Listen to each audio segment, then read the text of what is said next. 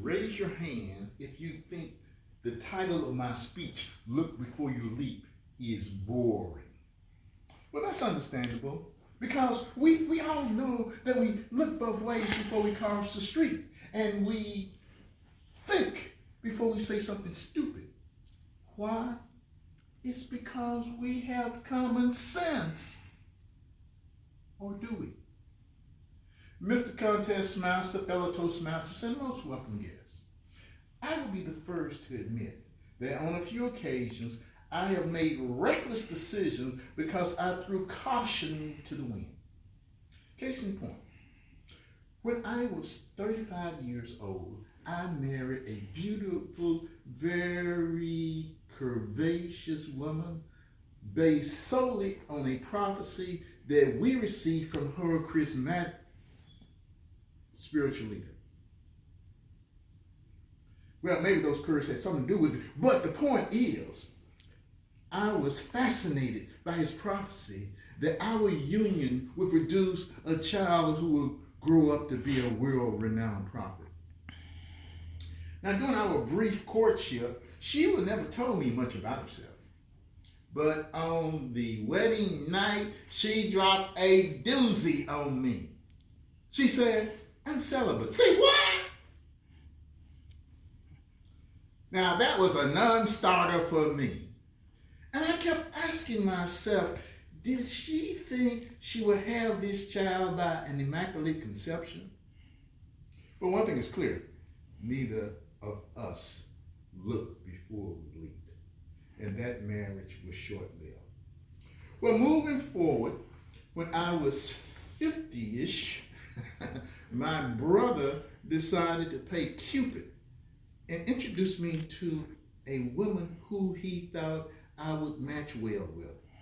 Now, the problem with that is that she lived 3,000 miles away in Switzerland.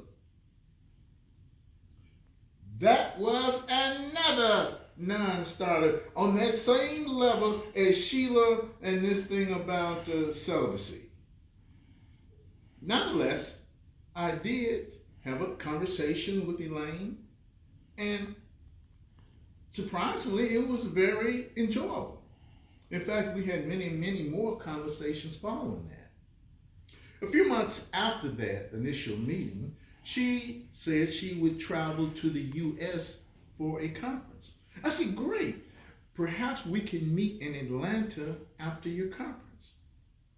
A few days later, she faxed me her travel itinerary, and my eagle-eyed secretary noticed that she would change planes in Atlanta at the exact same time I was changing planes. Well, on a whim, I said, you know what, I think I'll just surprise her in Atlanta a week before our scheduled meeting. Once again, I failed to look before I leaped because I had no idea what she looked like. She never sent me a picture of herself. So I called her housekeeper in Geneva, and she said, oh, she's very easy to recognize. She's traveling with two other women, one's from Germany, one's from Ghana, and they all talk very loud. So on the appointed day, arrival day, I am in the airport waiting for them to come outside to get clearance from customs. And I look around at this immense airport, which had just opened. That thing was huge. You could put a football field in the middle of it. Eventually, I heard this cackling laughter. I said to myself, bingo, I found them. But at that point, they were quite some distance away from me. However, there was a tall, athletic young man standing close by. So I pointed them out and I said, brother, would you mind catching up with those women and giving this gift to Elaine? He looks down there and says, you mean those women way down there? I said, brother, get to stepping before they get away. So the brother takes off like a track star. But he does not catch them before they step onto the escalator. Now, if you've been to Atlanta, you know that escalator looks like it goes up 4 or 5 stories straight up before it gets to the next landing. Now, while they hear the commotion as he races up the step, but they were completely surprised when he called Elaine by her name and gave her the gift. Then he ran down the up escalator. Now that only added to the mystery. She immediately called me. She doesn't know I'm in the airport. And she said, how did you do that? How did you find us in this huge facility? I told her, I got friends in high places. They see everything. Now, I am also changing planes in Atlanta, and my flight has started to board. So I have to quickly introduce myself and hastily run off to catch my connection. Elaine and I did meet up a week later, and we had a marvelous time. We talked about likes and dislikes and idiosyncrasies.